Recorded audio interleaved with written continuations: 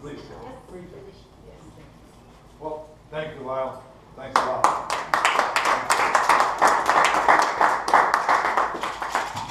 Well, I am so honored and privileged to be among you guys. Every time we come over here, and we hear what you're doing, and everybody's so busy doing something in the community, or you know, you're traveling, you know, to Africa. That's very exciting. You know, that's what really recognition is. But today, I decide to talk about who I am and why do I do it.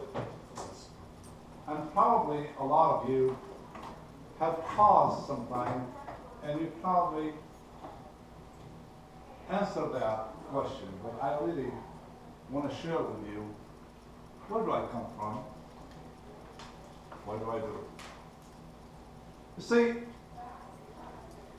I was born in Lebanon, in a real poverty world, and they don't have birth control, so my father has 6 kids that lived, actually out of 8.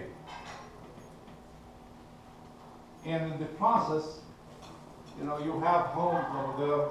It's not like over here, you go buy a home, and that's what it is. 3 bedroom, 2 bath, whatever it is. Over there, it's like this. You go work, you probably inherited a piece of land, you build 1 room, and you're an outhouse. And then, after 2, 3, 4 kids, you decide that you want your kids to have another room. So you build another room in your house. And if you're lucky, you'll put a bathroom inside the house. So I was one of the lucky kids that my father was a real good provider, and my mother was a real passionate person, that she really all the time, all she didn't even want to do is keep us alive and with whatever my father would earn and bring home.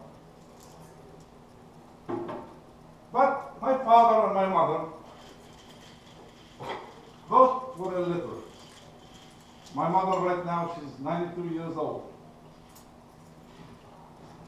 And she still does not know, when she signs her name, that part of the alphabet, because she draws her name. That's how she remembered she draw her name.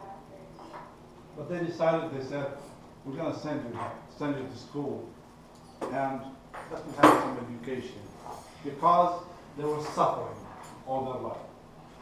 But in between that, how do you live in poverty countries? Actually, our toys were all homemade by us. You know, you ride a little stick, you find a little toy in the garbage, you see them on TV, digging through the garbage and finding things in Africa and South Africa. That's us. You go and dig through the garbage, and with all the smoke and everything, and you inhale all that smoke, you can probably find a car with 2 wheels on it, and you're happy. Or a stuffed toy, and you're happy. When it came to school, I have only 1 pair of pants and 1 pair of shoes, and hopefully I can go to school with those. And if they get dirty, then I have to wash them and let them dry by the stove. That's 1 stove in the house. But also, my father is not an educated person, and also he has a hot temper because he was born in a society that his father was dead at the age of 8. So his mother was really poorly. Women in that region of the world that are not treated well. So his uncles will beat his mother. So he hardened up. He was 10 years old. He would carry a knife to protect his family. But as my father grew up and got married and has kids, he saw that his life was so really full of misery all his life and he's only a worker in his town. The war broke out when I was a teenager.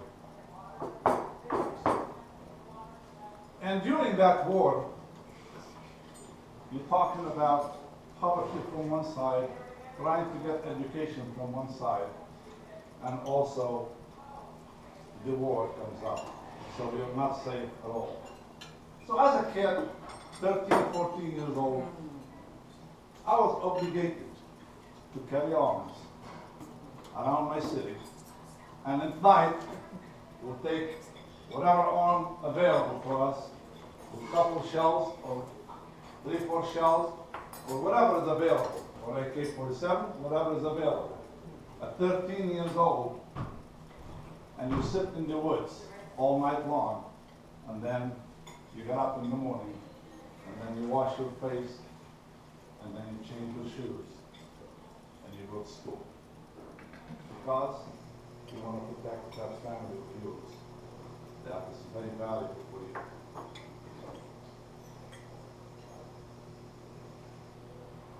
I was one of the lucky kids that made it, and one of the lucky people that made it. Because my father even, he was so abusive, let's say. And if he decides that I was doing troubles, or I'm getting in troubles, or I'm stealing, or I'm lying, the punishment was harsh. At one time, I remember my father taking the AK-47 and following me in the streets of my village and shooting to kill, because he did not want me to be a criminal, or he did not want me to disturb the peace in the village. And in the village, your reputation is all you live for. But I lived and I dodged my father shooting. And I got so involved, and that my mother decided I don't want to lose my son, because she already lost one son in the war. He was a bomb hit right by the house, and I had to pick my brother, and my hand went right through his back. So the shrapnel went really big in his back.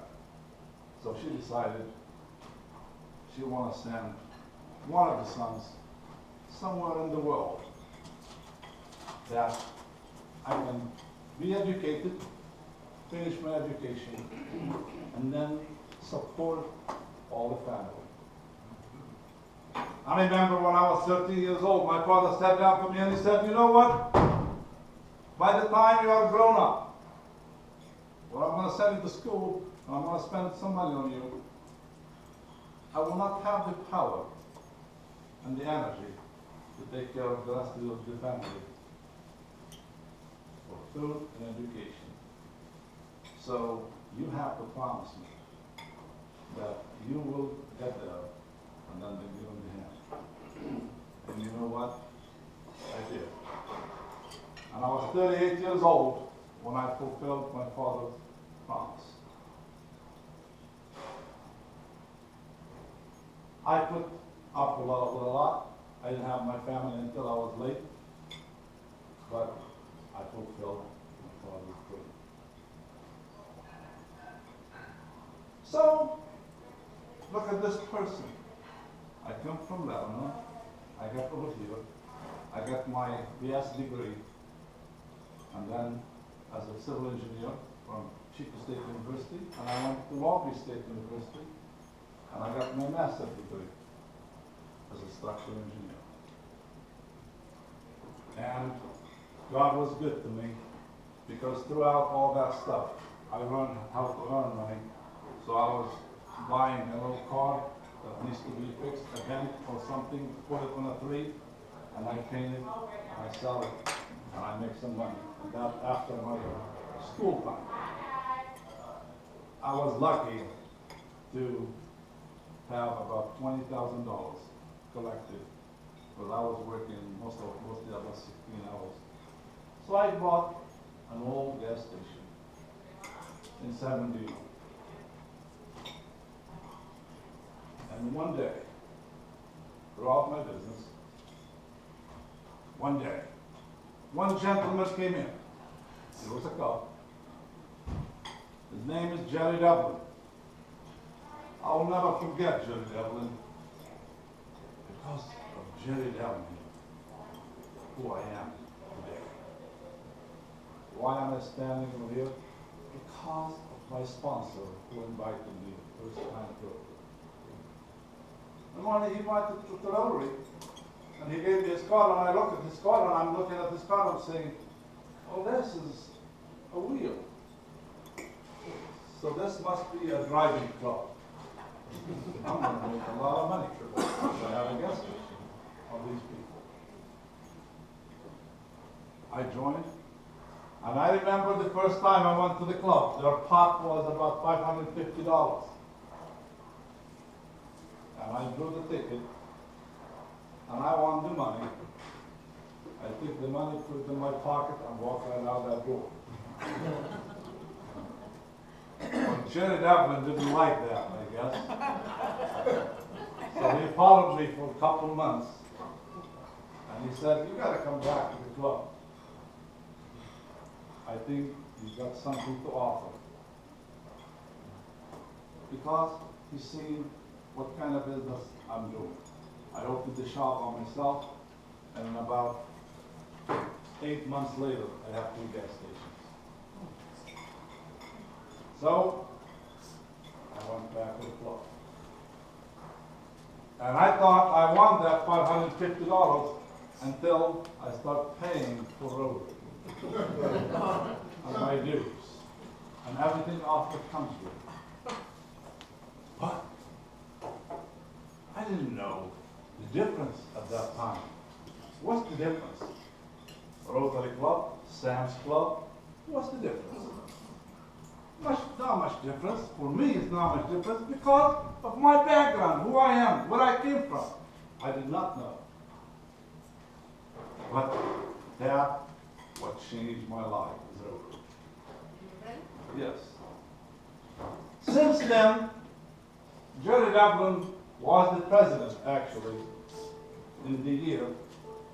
Let's shut that music down.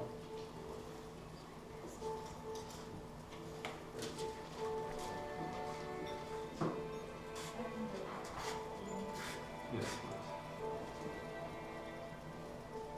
Let me show you. Volume.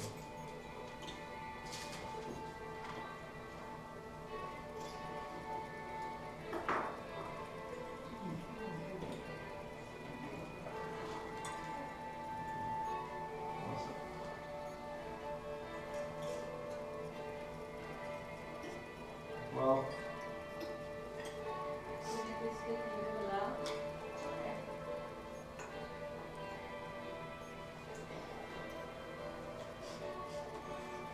okay. Well, we're going to listen to that at the same time you're listening to me anyway. It's not that bad. Well, he was the president. We did not have an international director in our club. So he said, you are Lebanese. You could be international in the club. You fit in like a shoe. I said, fine. And I did. And that really would start changing my life. Because I was looking at people just like me in the world. That they were used, that like me, that I used to wait for people like you to come for the rescue. You never should go.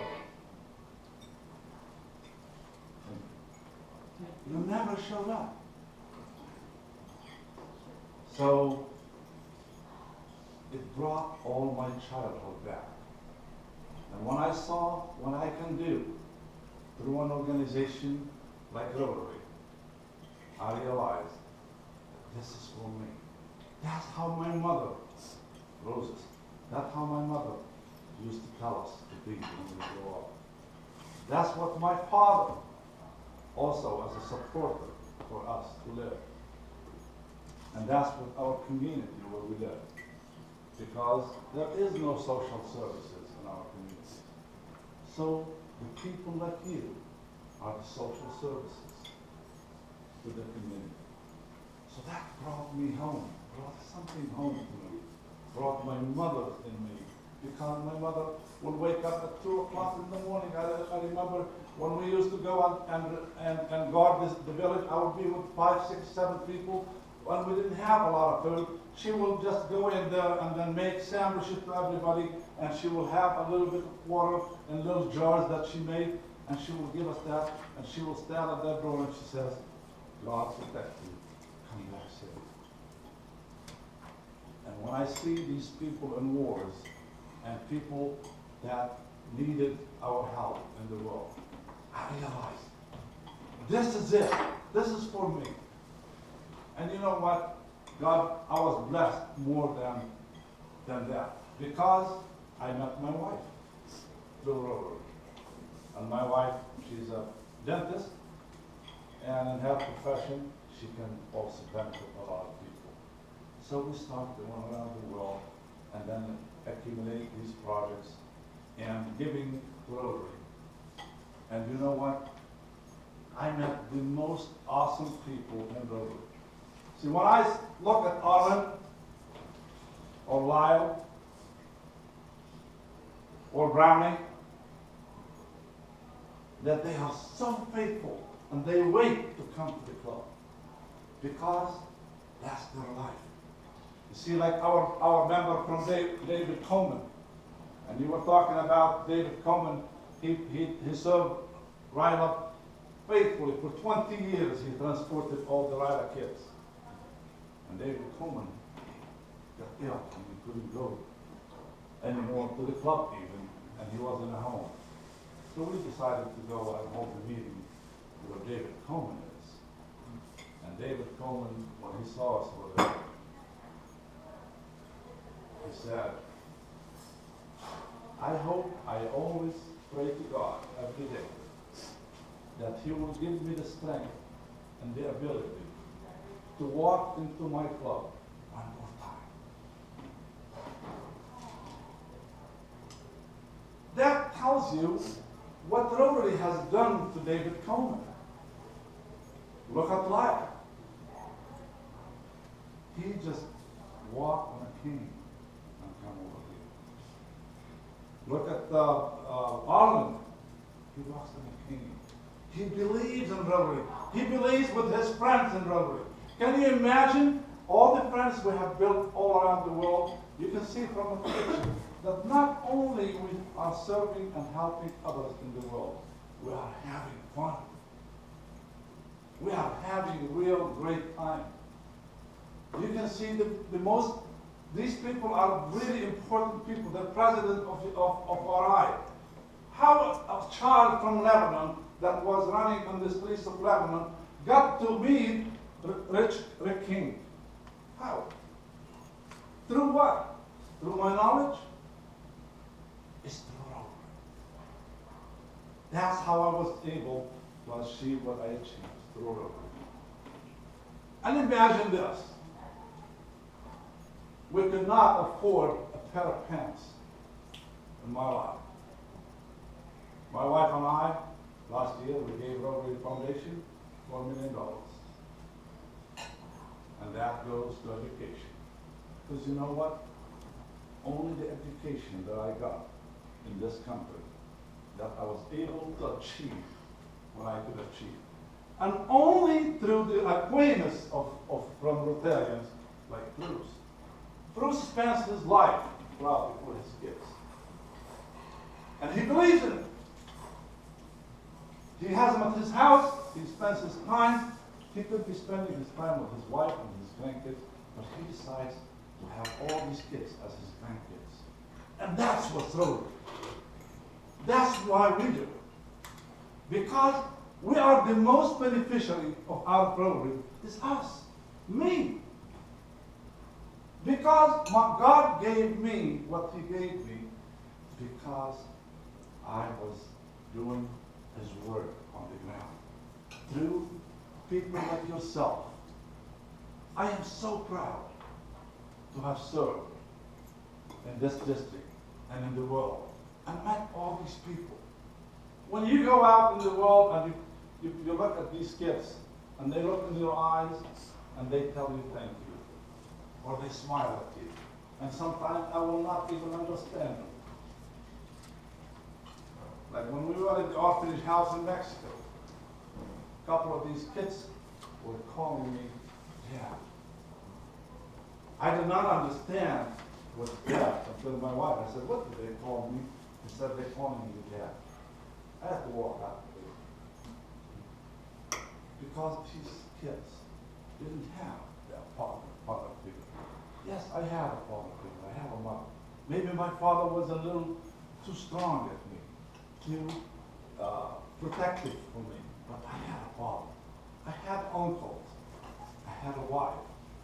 But this kid doesn't have anything. He only has you and me. Saturday after tomorrow, the new club in Palm Desert and us, we're going down for 112 kids. My wife and I, we were there about 2 weeks ago in an orphanage house with 52 kids across the whole road. Just simple things. We were going to have fun with the leadership of the district, but we arranged to go and see these kids. And what a great feeling you feel when you are around these kids and that they're singing for you and they're running all around you. And that's what's Rotary. That's why we do it. I always thought, a lot of people would ask and say, you do it just for that? Just for the satisfaction? But I can tell you a little story. Why we do it. Al Braswell and Elaine, his wife, Ruth Braswell, Ruth Helen,